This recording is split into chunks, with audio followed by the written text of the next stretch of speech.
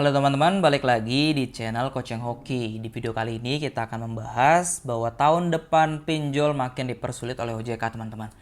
Jadi di sini ada berita dari CNBC Indonesia. Gara-gara ini laba pinjol bakal makin tertekan di tahun depan, teman-teman, yaitu di tahun 2025. Industri fintech peer-to-peer lending dihadapkan dengan aturan batas bunga pinjaman maksimum yang akan diturunkan mulai 2025. Penurunan pendapatan bunga diketahui dapat menggerus laba perusahaan pinjaman online tersebut.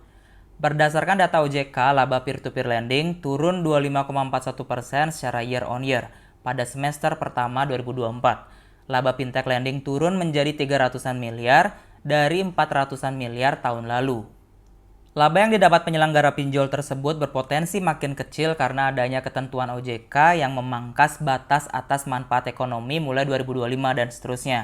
Pasalnya pendapatan bunga adalah salah satu sumber pendapatan utama dari industri ini. Jadi tahun depan nih teman-teman dan seterusnya 2025, 2026, 2027 laba pinjol ini makin ditekan. Maksudnya bunga pinjaman dari pinjaman-pinjaman yang kita lakukan di aplikasi-aplikasi pinjol ini akan diturunkan persentasenya oleh OJK, teman-teman. Kepala Eksekutif Pengawas Lembaga Pembiayaan, Perusahaan Modal Ventura, Lembaga Keuangan Mikro, dan Lembaga Jasa Keuangan lainnya, OJK Gusman berdalih, pembatasan manfaat ekonomi pada industri fintech lending dilakukan untuk melindungi konsumen dari potensi praktek bisnis yang tidak etis, seperti bunga pinjaman yang sangat tinggi.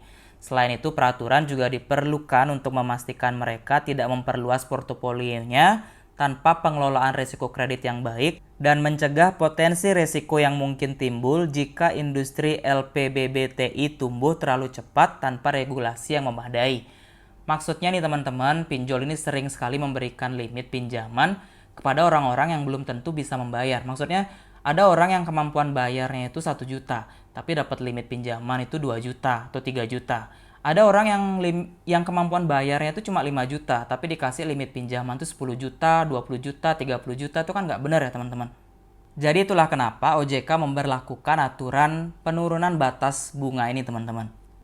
Sebagai informasi, aturan mengenai batas maksimum bunga pinjol diatur dalam Surat Edaran OJK nomor 19 SEOJK 6 2023. Bunga maksimal pinjaman online menjadi semakin kecil.